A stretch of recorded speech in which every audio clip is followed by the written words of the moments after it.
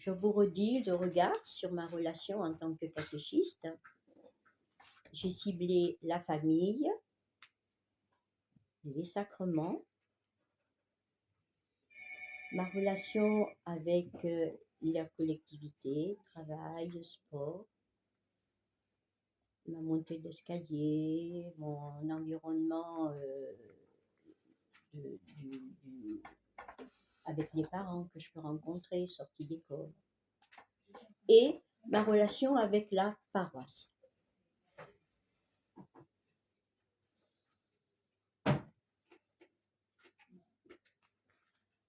On a un petit livre qui nous permet de savoir où nous en sommes, c'est le directoire pour la catéchèse. Donc j'ai ciblé quelques numéros qui vous concernent. Au numéro 50, le directoire pour la catéchèse nous parle d'être missionnaire. Au numéro 51, nous parle de l'amour du Christ, la miséricorde, le témoignage. Au numéro 52, on va rencontrer Luc 6, 36, 37, 38, l'annonce, le style pédagogique. Au numéro 53, on va trouver l'Église qui se fait message. Au numéro 54, le dialogue pastoral, comment sommer l'Évangile.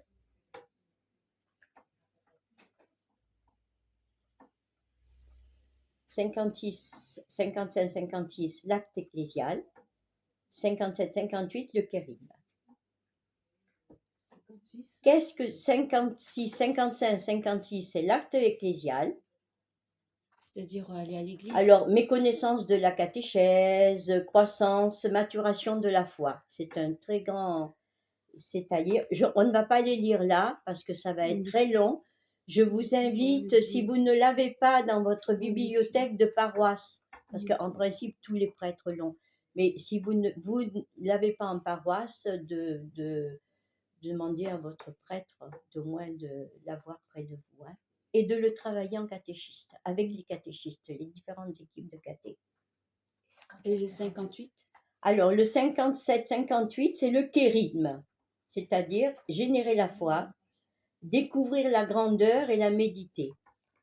Avec une petite définition du kérigme, feu de l'Esprit Saint, croire en Jésus-Christ, mort et résurrection, révèle et communique l'infini de la miséricorde du Père. Avec des annotations de Benoît XVI sur le kérigme.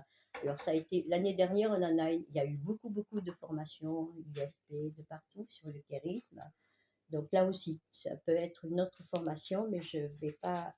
Mais ça fait partie de votre tâche de catéchiste et c'est important. Ensuite, on va rencontrer les tâches de la catéchèse, c'est-à-dire vous, catéchistes, vous êtes appelés d'abord à mener à la connaissance de la foi, donc vous allez le retrouver au numéro 80.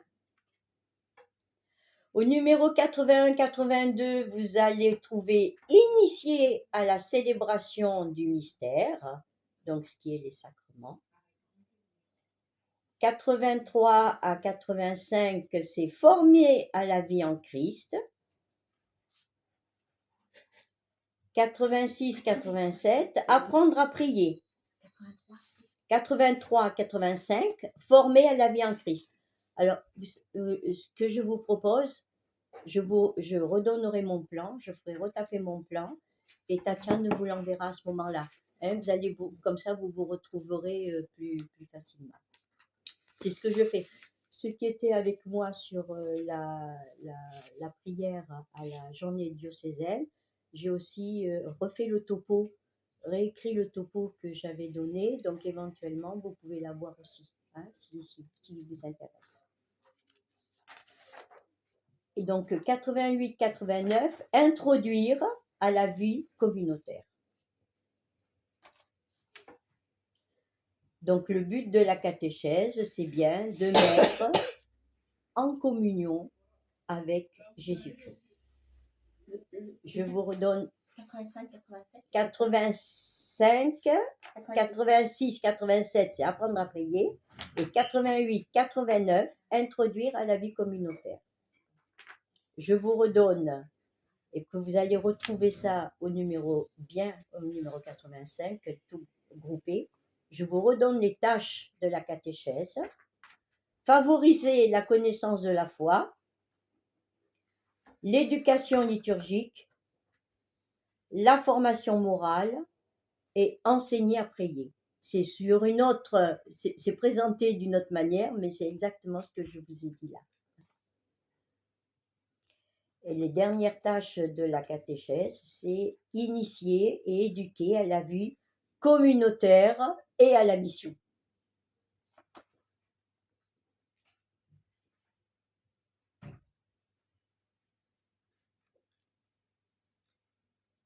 Jean-Paul II a écrit « Quel service plus beau que celui du catéchiste qui annonce la parole divine, qui s'unit avec amour, confiance et respect à son propre frère pour l'aider à découvrir et réaliser les desseins providentiels de Dieu sur lui. » Je vous le redis, c'est très beau. Jean-Paul II. Quel service plus beau que celui du catéchiste qui annonce la parole divine, qui s'unit avec amour, confiance et respect à son propre frère pour l'aider à découvrir et réaliser les desseins providentiels de Dieu sur lui. Bon. Alors, à l'heure d'aujourd'hui, on sait que la catéchèse rencontre pas mal de problèmes. Hein. Donc, déjà, il faut que vous sachiez que vous êtes appelé. Vous n'avez pas claqué des doigts en disant « Ah, tiens, je vais être catéchiste ». Non, vous avez été certainement appelé, soit parce que vous avez rencontré une personne qui vous a un petit peu poussé ou montré ou initié, fait du catéchuménat avec elle, par exemple, et qui vous a poussé à devenir vous également catéchiste, un engagement. Mais ça va repasser par le prêtre de la paroisse, hein, qui lui va juger que vous êtes apte à enseigner le caté. Hein. Rappelez-vous, votre rôle d'enseignant, c'est vous êtes la parabole, vous êtes ce qui fait passer le message. Hein. Il faut que l'enfant, les parents, en fait, ils connaissent la catéchiste, mais vous êtes appelés à toutes les années à disparaître, hein, pour qu'il y ait d'autres qui passent, et surtout pour que, là, puisqu'on arrive à la paroisse, que la paroisse, les gens qu'ils vont rencontrer en paroisse, d'autres chrétiens, fassent le relais, justement. Alors, vous avez été appelés, on a vu les piliers, et là, on a tous nos partenaires. Alors, quels sont nos partenaires? Quand on est en catéchèse, on a le prêtre, on a les autres catéchistes, moins qu'on soit tout seul sur la paroisse, mais au moins l'équipe des catéchistes. Normalement, il y en a plusieurs. On a les enfants, les parents et les paroissiens, les gens tout autour de la paroisse. Hein. Le catéchisme ne peut pas se vivre qu'en tête-à-tête avec le catéchiste et les enfants. C'est tout un environnement qui va permettre justement cette évangélisation, cette parole, que cette parole soit transmise. Voilà. Alors, ce que l'Église demande aux parents, tout bêtement, le jour du baptême de leurs enfants. Les parents, lorsqu'ils ont donné la vie à leurs enfants, ont la très grave obligation de les élever Et à ce titre, ils doivent être reconnus comme les premiers et principaux éducateurs. Donc, ce qui veut dire, c'est que vous, en tant que catéchiste, vous allez leur donner un enseignement, mais il ne faut pas que ça s'arrête à votre heure de caté. Il faut que cet enseignement atterrisse dans les familles. Il faut qu'il y ait un va-et-vient entre les familles et vous. Ça, je ne vous apprends rien. Il y a eu des sondages. Qu'est-ce que les parents demandent à l'église? Alors, j'ai quelques pourcentages qui ont dû bouger. Une éducation religieuse pour 58%. Dans ces 58%, vous en avez 41% qui veulent des valeurs morales, qui souhaitent des valeurs morales. Il n'y a que 25% qui demandent la transmission de la foi.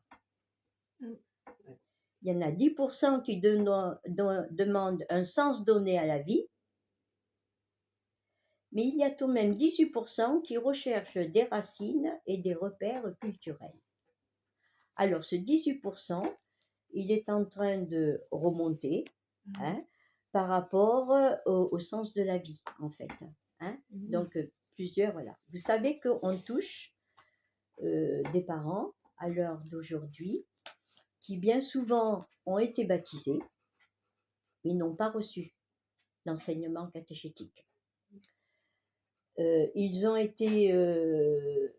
peut-être fait du caté, fait leur première communion, ils ont reçu Jésus, mais c'est très loin. Alors bien souvent, ils ont revu le prêtre parce que les grands-parents ou les parents ont demandé à ce que le mariage, quand il y a un mariage, parce que là, si on en reparlera à l'église, voilà, ils ont eu une petite préparation, d'où là, la préparation effectivement au mariage, la préparation pour le sacrement du mariage est très important et il se fait en paroisse. Là aussi, le rôle important de la paroisse pour cette préparation au mariage. En fait, la paroisse a un rôle, les paroissiens a un rôle très important sur la préparation au sacrement. On ne peut pas préparer des sacrements, préparer des jeunes au baptême. Moi, j'étais en préparation justement d'ado pour le baptême, mais c'est quelque chose qui se vit en Église. Et qui dit en Église se vit avec l'appui de la communauté paroissiale. Alors, comment est-ce que nous y arrivons? Alors, je vous parle là des préparations au sacrement. D'ailleurs, les préparations au sacrement se feront à des moments où justement ces personnes-là peuvent rencontrer la communauté paroissiale. Alors, quand est-ce qu'on rencontre la communauté paroissiale? C'est au moment de la messe. Soit c'est la messe anticipée du samedi, soit la messe du dimanche. Donc, préparation sacrement, je ne dis pas que c'est l'idéal, mais on a de bons résultats quand on fait une préparation au sacrement avant la messe du dimanche, par exemple. Alors, moi, je l'ai fait et je trouve qu'on a beaucoup de résultats. Que ce soit une préparation, par exemple, baptême pour des plus petits, pour des enfants. Donc, nous avons les parents avec nous pour cette préparation au baptême et pour les ados, plus grands aussi, qui permettent. Alors, c'est vrai que ça permet, on a besoin d'investissement. Je veux dire, les personnes qui préparent là, c'est pour ça que je vous dis, on a besoin de personnes de la communauté paroissiale. D'abord pour préparer la salle. Vous avez vu, on est arrivé, c'est Tatiane qui a tout de suite allé chercher des chaises et tout. Quand on fait une préparation avec des parents, c'est exactement la même chose. Les parents ne vont pas, j'en ai parlé déjà jeudi dernier pour la préparation à la prière, on n'arrive pas dans une salle où c'est tout en désordre et tout ce qui s'ensuit. Si vous voulez que votre que votre rencontre, votre préparation se prépare bien, il faut un minimum de préparation. Il faut se sentir attendu.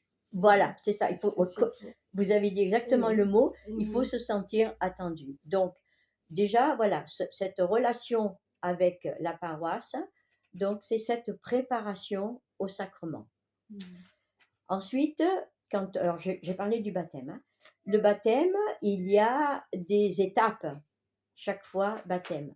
Ces étapes, on va, dans la mesure du possible, les faire en église. Donc, au moment de la messe du dimanche, si l'on peut, ou du samedi au soir. Alors, je vous parle du samedi au soir, que bien souvent, quand on a des jeunes qui sont déjà lycée ou fac, bon, ben, leur temps libre, c'est le samedi au soir, hein. Le dimanche, c'est déjà la préparation pour repartir, hein. Donc, c'est autant de choses pour pouvoir toucher les parents. Il faut être bien au courant des horaires, hein. C'est exactement la même chose aussi pour les heures de caté, hein.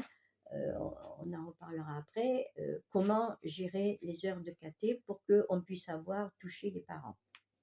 Donc là, la préparation au sacrement, déjà, premier rôle de la paroisse, ça se prépare en paroisse, ça se vit en paroisse, hein. On essaie le plus. Alors, bien sûr, c'est le prêtre qui va officier, c'est lui qui préside toutes ces choses-là. Donc, il faut aussi, nous, catéchistes, que ce soit catéchiste, catéchuménat, catéchiste enfant, catéchèse, il faut qu'on soit bien d'accord avec le prêtre, hein, à quel moment on va le faire. Et ne pas oublier les parents non plus, hein. Si l'enfant qui se prépare à un sacrement, il est en classe de neige ou classe verte, ben, il ne faut pas préparer quelque chose, hein. Vous voyez, c'est autant de petites choses que nous, catéchistes, il faut faire attention. Je reviens sur les parents. Il n'y a que 40% de parents qui s'estiment capables de transmettre à leur enfant. Alors voyez-vous, si on fait le décompte, il y a au moins 60% de parents qui comptent sur nous et sur la communauté paroissiale. Parce que justement, comme je vous le disais au départ, ben, ils ont été baptisés, leur caté est très loin, donc eux ne se sentent pas. Ils ne prient pas forcément.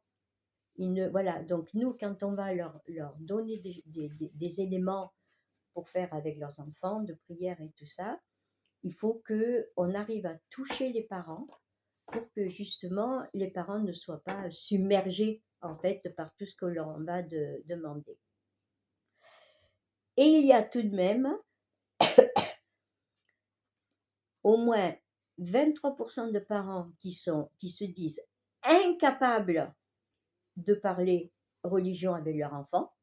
Donc là, oui, 25%, 23-25% qui se sentent incapables de parler de religion avec leurs enfants. C'est-à-dire que soit l'enfant a été inscrit parce que c'est les grands-parents qui l'inscrivent, soit Oui, c'est parce que dans la famille, il y a des séparations. Donc ça pose, vous savez que les séparations posent d'énormes problèmes, hein, pour et les enfants et nous, notre suivi au niveau de la catéchèse. Et il y a tout de même au moins 36% de parents qui refusent cette responsabilité. Qui vont, alors on va reparler maintenant du premier contact, on va parler du premier contact. Ce premier contact, c'est quand vous faites les inscriptions au caté. Quand vous rencontrez les parents et les enfants, c'est là vraiment, c'est là où tout va se jouer. Pour moi, c'est là que tout se joue. Parce que vous allez rencontrer les parents, à prendre le temps d'avoir ce premier contact et poser des questions où la personne ne va pas se sentir jugée, mais la personne va se sentir acceptée. Voilà. Donc, c'est vrai que c'est très, très difficile ce premier contact. Donc, je dis toujours, première année, bon là, vos inscriptions sont déjà terminées, mais vous pouvez toujours rattraper la chose parce que comme il y a les vacances de Toussaint-là qui tombe, vous pourrez toujours rattraper la chose si vous ne l'avez pas faite à la rentrée. Rencontrer les parents. Savoir si les deux parents travaillent. Tout simple. Savoir si les parents sont mariés, séparés. Je vous dis pourquoi cette question. Parce que c'est la porte ouverte pour préparer les parents à un mariage. Savoir si les parents ont été catéchisés, s'ils ont reçu les différents sacrements. C'est la porte ouverte pour préparer la confirmation ou l'Eucharistie. Alors, bien sûr, ce n'est pas des questions, ils ne sont pas en train de se faire fliquer, parce que c'est ça qu'il faut faire attention. Mais dans votre conversation, alors vous pouvez être à deux, mais c'est mieux de rencontrer les parents des enfants que vous allez avoir au catéchisme. Oui, Hein. c'est vrai. Comme ça, vous savez, parce que les parents, ce tête-à-tête, ils sont enclins à dire, voilà, oui, alors c'est ma maman qui viendra le chercher. Parce que après, le lendemain, c'est avec son papa qu'il est. Et ainsi de suite, voyez. Donc c'est là que vous allez connaître des situations de famille que vous allez garder pour vous, mais qui vont vous aider Oui, justement avec ce contact avec la famille. on ne dise pas des fois un mot qui puisse déranger l'enfant aussi. Voilà, alors il y a ça aussi, il y a plein de choses qui peuvent effectivement, quand vous allez aborder par exemple, le sacrement du mariage, bon ben, vous savez qu'il faut y aller à pas Oui. feutrer, tout en étant ferme sur ce Oui. qu'est le sacrement, mais sachant que vous avez devant vous 3 enfants dont les parents ne sont pas du tout mariés. Oui. Hein. Il y a de plus en plus de cas d'enfants qui sont inscrits au catéchisme, mais il y a 2 mamans ou 2 papas. Je vous le dis parce que moi, ça m'est arrivé. Donc, voilà. Donc, c'est là, on a beau penser comment dire, à vraiment être aussi, comment dire, en accord avec votre prêtre. Hein. Justement, lorsque vous avez le prêtre aussi compte sur vous pour lui signaler lorsqu'il y a des problèmes dans les familles. Il y a des familles qui n'ont pas les moyens, en fonction des endroits où nous nous trouvons, qui n'ont pas du tout de moyens et tout ça. C'est une manière aussi d'être en contact avec Oui. les parents. Ça va? Alors, Juste une question. oui, En fait, finalement, il faut s'adapter à chacun. Un peu. voilà, exactement. Alors, Oui. nous, ce serait peut-être, oui, parfois, on a le reproche de justement s'adapter. Autour de nous, ça arrive, hein, que certains paroissiens, et moi, je me dis, si on n'accueille pas justement toutes ces différences et tout, on les perd. Voilà. Oui. Alors, il faut accueillir les différences, mais c'est pour ça que au départ, je vous ai posé les questions. Où c'est que vous en êtes par rapport à votre foi? Non, mais à votre foi, à votre situation, famille. C'est pour ça qu'au départ, j'ai posé ce type de questions pour vous, intérieurement, parce que bien souvent, vos réponses risquent d'être dirigées déjà par rapport à ce que vous vivez. Non, ça peut arriver, parce que vous vivez en famille. Donc c'est là qu'il faut se recentrer sur ce que l'Église nous dit. Hein. C'est pour ça que lorsque vous préparez les sacrements, le sacrement reste le sacrement. Voilà, c'est pas voilà, tout ça. Et c'est pour ça que je vous dis aussi, en fonction des cas, on en discute avec son prêtre, comment aborder le cas, comment avancer, comment et tout ça. Dans pas mal de paroisses maintenant, en fait, par exemple pour les premières communions, déjà les baptêmes, c'est pas 3 baptêmes d'enfants qui vont se faire en même temps, hein, d'enfants catéchisés, parce que justement pour que on puisse suivre les familles et que l'enfant puisse avancer à son rythme, enfant ou jeune à son rythme. Les premières communions, idem. Hein. Les premières communions, alors c'est très beau quand on fait des grandes communions avec 15, 20, 30 enfants, c'est peut-être très beau, mais on se retrouve dans une assemblée où la moitié des gens ne viennent plus à l'église, c'est le brouhaha, c'est tout ça.